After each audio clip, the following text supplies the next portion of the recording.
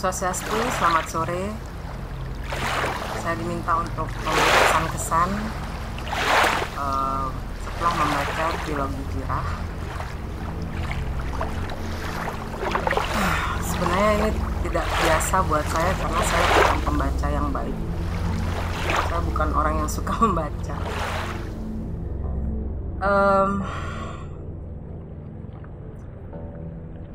Karena Cok Sawitri juga sudah dengan senang hati memberikan saya buku, walaupun dengan ancaman kalau saya nggak baca bukunya akan diambil lagi. Tapi itu baik buat saya karena saya akhirnya membaca dan mendapat perspektif gitu ya, terhadap apapun permasalahan dalam kehidupan. Bukan hanya masalah, tapi apapun yang kita lalui dalam kehidupan ini. Saya dikasih pesan kalau kamu baca Sirarong nanti kamu termehek-mehek. Saya sih oke, mana yang seharusnya saya baca dulu? Kasih taulah Janda Ing Jirah.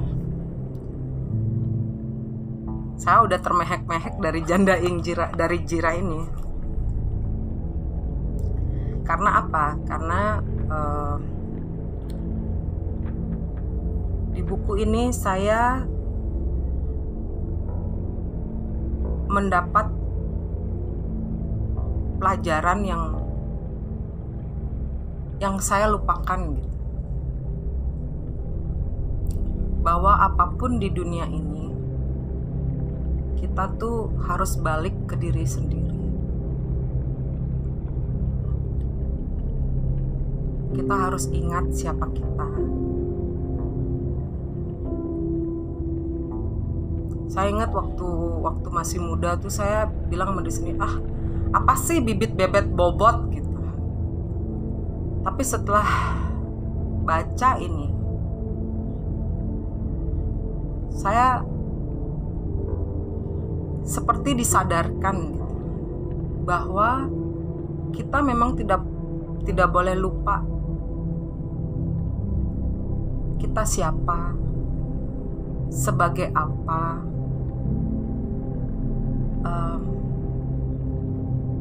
dan untuk apa kita lahir. Setiap manusia itu setiap makhluk hidup ya, maksud saya, setiap makhluk hidup yang tercipta itu selalu ada fungsinya, nggak mungkin enggak.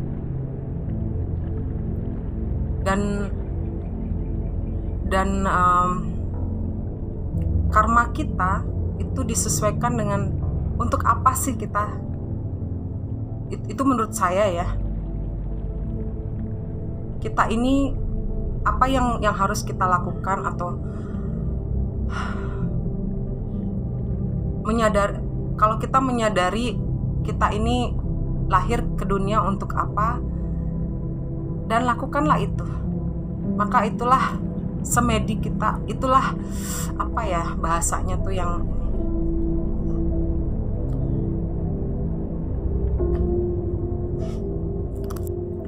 yoga semedi maksudnya. Kayak di sini dibilang ya, yoga semedi tidaklah selalu berbentuk tapa brata. Orang Jirah memang pejalan Buddha. Manusialah yang harus dibangun. Manusia seharusnya menjaga kemanusiaannya dalam kerja yang ditempatkan sebagai yoga semedi. Kemudian saya juga diingatkan gitu, saya orangnya bukan orang penyabar gitu ya, selalu tergesa-gesa, selalu pengen tahu apa yang akan terjadi, selalu ingin merasa in control terhadap apapun yang di sekitar saya. Ternyata itu nggak bagus gitu, buat saya sendiri. Harus belajar untuk mengikuti alur gitu, mengikuti alur semesta.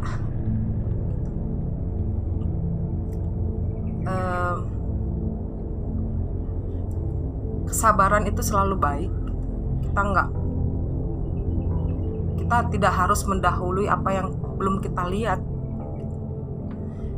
Jadi kayak betul-betul saya tuh disadarin lebih harus bersabar menghadapi apapun, melakukan apapun. Dalam berpikir juga, menata kata-kata saya juga. Jadi kayak betul-betul saya tuh disadarkan, diingatkan ke dalam diri saya sendiri gitu loh. Jadi saya udah mulai nangisnya tuh di sini. Jadi banyak hal yang pelajaran kehidupan itu yang terlupakan oleh saya, itu saya dapat di sini. Mungkin saya harus baca lagi ya. Kata Cok Sawitri sih harus baca 2 kali buku-buku ini. PR banget.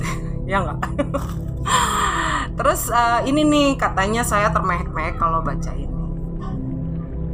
Saya baca bagian pertamanya itu udah langsung ya diingatkan dibawa flashback gitu ya ke masa-masa mengenal asmara pertama kalinya gitu. Atau yang cinta terpendam gitu ya, kan pastinya setiap orang lah pasti pernah merasakan atau mengalami gitu ya, nggak berani menyatakan cinta gitu ya, karena gua kan perempuan, harusnya yang nembak laki-laki kan gitu ya kalau dulu. Kalau sekarang mungkin perempuannya udah mulai berani nembak duluan gitu. Jadi di sini tuh bener-bener yang saya tuh dibawa ke zaman-zaman sekolah gitu ya, yang nggak berani nembak, yang selalu salah tingkah depan laki-laki, yang CLBK gitu ya. Cinta lama belum kelar. Jadi tetapi di sini juga ada pesan bahwa cinta itu betul-betul kekuatan yang bisa menguasai keinginan manusia gitu. Kita bisa melakukan apa saja di luar maksudnya apa saja untuk cinta gitu, untuk apa yang kita cintai, apa itu kemanusiaan, apa itu kekuasaan, apa itu bahkan kita berani untuk mengorbankan orang lain.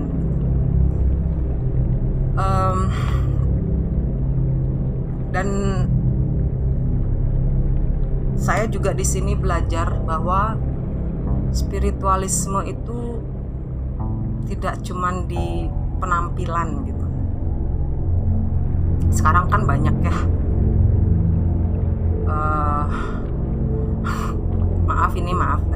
maaf sekali ya, banyak orang yang berpenampilan putih semua, yang pakai saput poleng, atau yang maaf nih King ya, maaf sekali, bukan saya menyinggung siapapun gitu. Jadi mereka tuh spiritualismenya itu di luar doang, di penampilan doang, mengecoh sekali,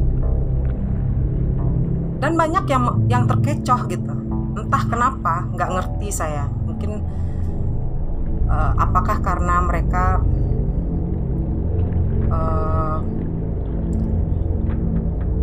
cara mereka mencari penuntun spiritualisme itu hanya dari kasat mata, yang terlihat kinclong, yang terlihat serba putih, serba bersih ya. Tapi buat saya dari dulu memang saya nggak terlalu ini ya, kalau saya orangnya nggak pinter untuk menilai orang lain sebenarnya. Tetapi kalau masalah yang berpenampilan seperti itu kan banyak sekali.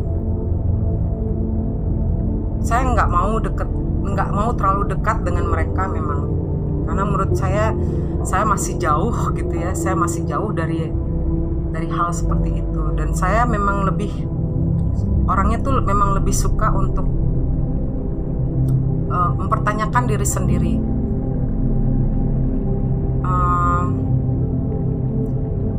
Untuk mencari jawaban itu lebih suka merenung dengan diri sendiri. Kenapa ya, ada apa ya, siapa orang itu, dan segala macam. Saya nggak mau terlalu menilai orang lain gitu, karena saya lebih suka bertanya ke dalam diri saya sendiri.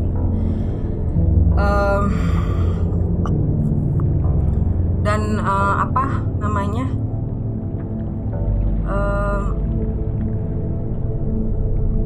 rasa kehilangan gitu ya, kecintaan atau rasa pedih itu, kalau saya sendiri kadang saya lupa gitu ya, tetapi saya diingatkan lagi oleh buku-buku ini bahwa apapun yang kita rasakan dalam hidup ini tuh rasakanlah dengan kesadaran penuh gitu. Kadang kan orang ketika kehilangan larinya mabuk, larinya ke alkohol, atau larinya ke candu gitu. Coba rasakan kehilangan itu ke dalam diri sendiri gitu. Rasakan kehampaan itu gitu. Ya, betul-betul,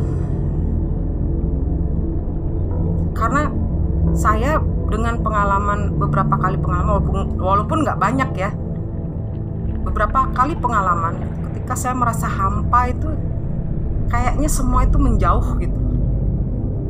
Kayaknya itulah cara Tuhan untuk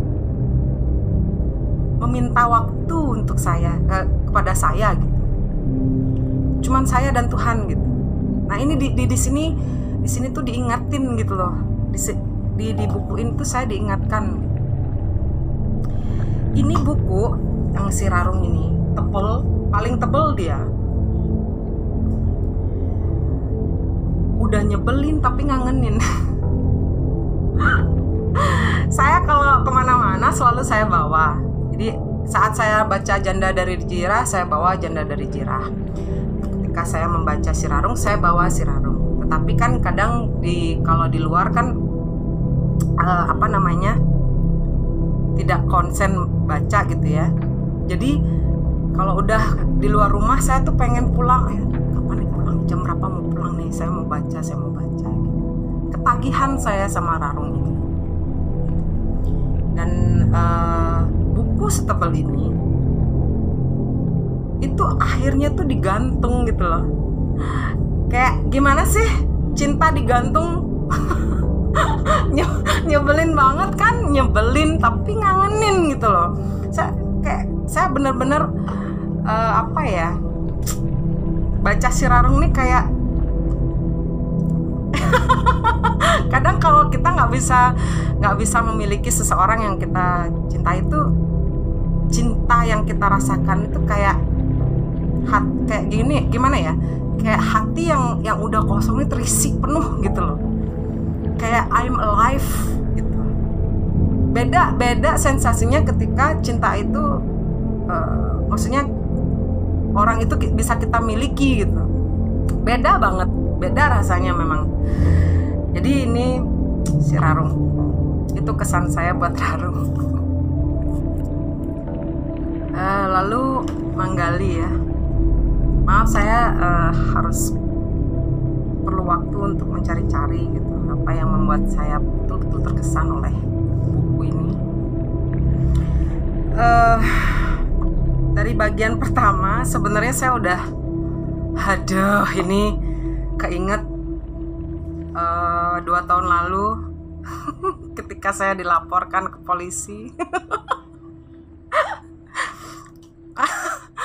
Maaf itu masih gini ya. Jadi kayak orang-orang sekarang ini memang tidak bisa.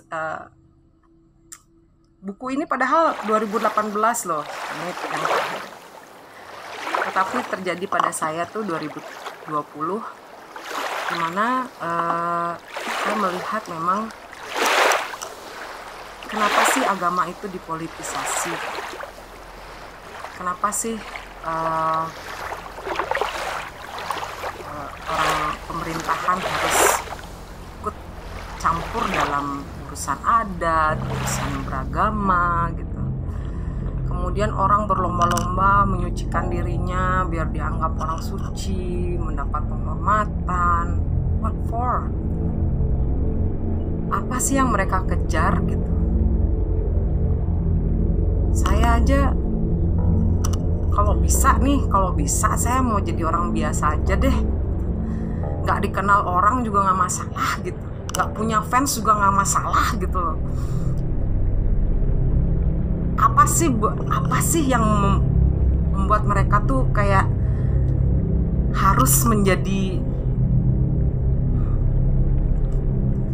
I don't know, nalar saya tuh nggak jalan gitu loh, memikirkan kenapa orang-orang itu kayak berebut gitu, kayak semua ingin menonjolkan diri mereka. Oh, saya dari ini, saya pendeta, saya sulingge, apapun yang saya lakukan itu benar dan segala macam.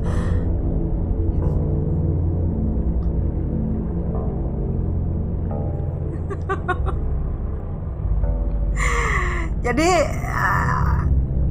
saya tuh kayak saya menertawai diri saya, menertawai apa yang pernah saya alami gitu. Kenapa orang-orang yang yang beragama itu harus pemerintahan dan agama ini kenapa nggak bisa dibedain? Enggak di Bali, enggak di luar Bali, kok sama gitu loh. Kayak jualan agama semua. Kayak yang kalau nggak gini nanti masuk surga lah, kalau nggak gitu ntar masuk neraka lah. Penting banget ya gitu loh. Kayak kehidupan kamu lahir, hidup, ini aja belum beres. Jangan deh ngurusin surga neraka gitu loh. Bisa gak sih gitu? Kayak kenapa nggak mendekatkan diri kepada Tuhan tuh kan nggak yang harus meyakini adanya surga neraka gitu. Jadi kayak saya hanya bisa komentar saya waktu itu saya ketemu di rumahnya Bu Cok. Saya bilang, aduh ini kayak saya mengingat waktu saya ke Polda nih. yang saya nggak ada nyebut nama, ya nggak, ya kan? Saya nggak ada nyebut nama, dianya yang merasa tercemar nama baiknya gitu kan. Kemudian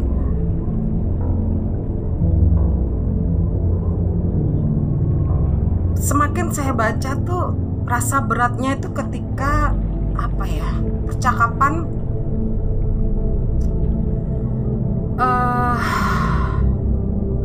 percakapan Manggali dengan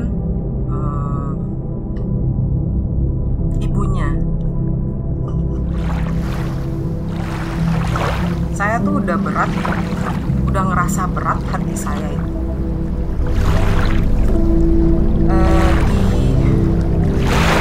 Kata-katanya seperti ini. Kehilangan sesungguhnya adalah harta yang paling dimiliki.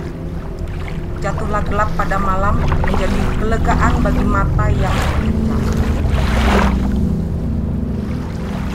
Buat saya tuh, saya udah ngerasa ini bakalan berat buat saya. Terus terang aja kehilangan mama itu belum bisa saya terima dengan tenang.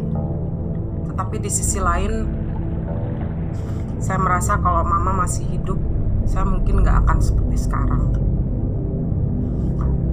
Jadi ada rasa kebimbangan dalam diri saya. sebaiknya itu saya kehilangan atau enggak sih gitu. Dan semakin berat, kalau orang Bali bilang tuh ngeling gerong-gerong ya, betul-betul saya lakukan gitu. Karena buku ini betul-betul mengingatkan saya sama mama.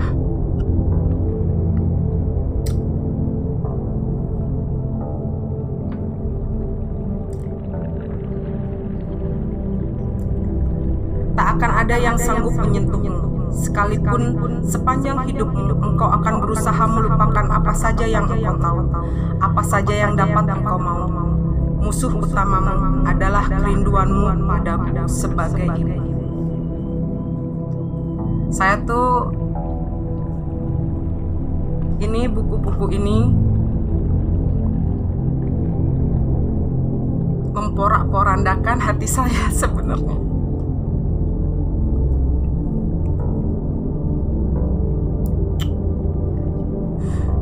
Saya langsung tutup buku. Saya minta maaf sama mama untuk sekian kalinya.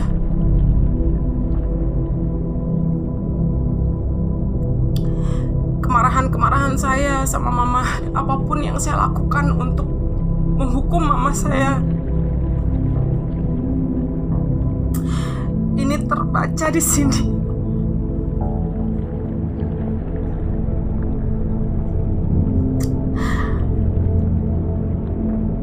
Saya selalu ingin menyenangkan hati mama saya. Apapun yang mama saya lakukan, apapun yang mama saya suruh, saya selalu lakukan.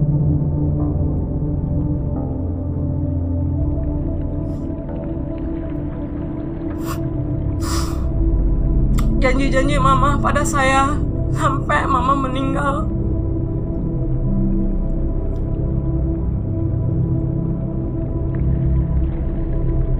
Sampai akhirnya saya punya anak sendiri, saya bilang sama diri sendiri, saya tidak akan mendidik anak saya seperti mama.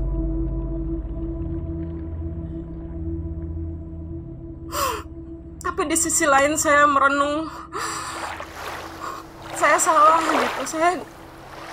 Walaupun saya udah gede seperti ini, saya punya anak saya udah mau kuliah, saya nggak bisa sekuat mama. Saya bukan perempuan yang kuat.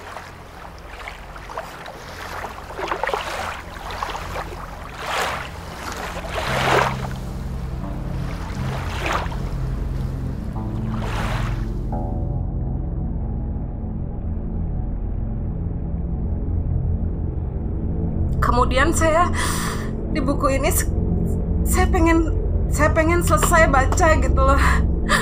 Saya nggak mau baca lagi.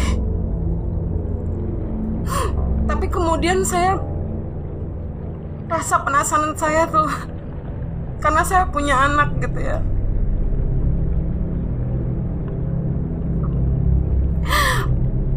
Buat siapapun yang pernah memisahkan saya sama anak saya, mungkin kalian akan lihat video ini. Saya terima, saya telan semua hujatan, cacian, cercaan, apapun itu, karena kalian nggak tahu apa yang saya lalui. Dan saya sendiri berkali-kali minta maaf sama anak saya. Dan dia tahu banget bagaimana saya gitu ya menerima gitu. Untungnya dia tuh menerima banget. Dia sadar sekali bagaimana kelemahan dan kekuatan saya gitu ya. Dan yang betul-betul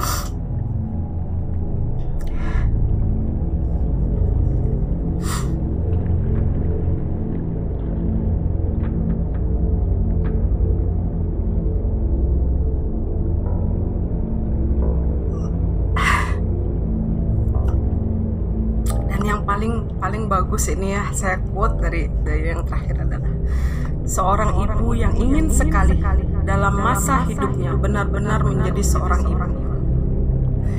Itu tuh buat saya wow gitu loh. Dan mama saya dimanapun mama berada.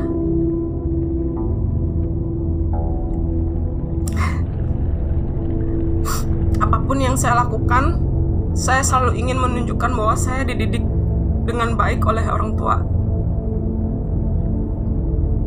Dan saya selalu bilang sama anak saya, kemanapun kamu pergi, saya akan cari.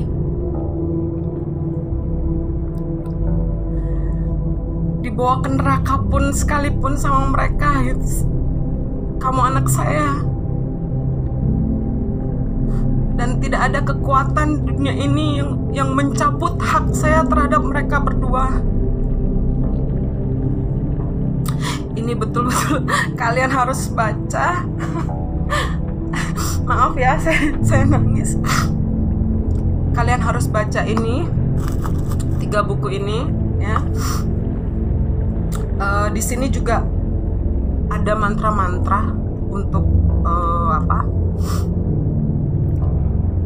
mantra-mantra yang ada dalam tubuh kita, gitu ya. Tapi saya nggak terlalu mau connect sama mantra-mantra karena saya merasa belum siap untuk mempelajari itu, gitu. Terima kasih sekali terakhir ini untuk ibu tante saya sebenarnya, tapi saya ngambilnya kakak.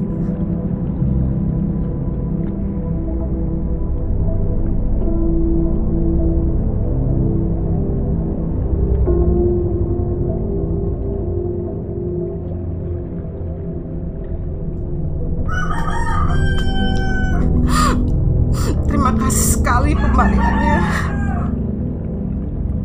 Saya jadinya lebih apa ya, sekarang ini tuh lebih menata cara saya berpikir.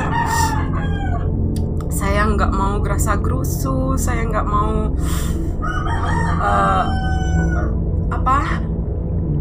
nyeplos itu, saya nggak mau.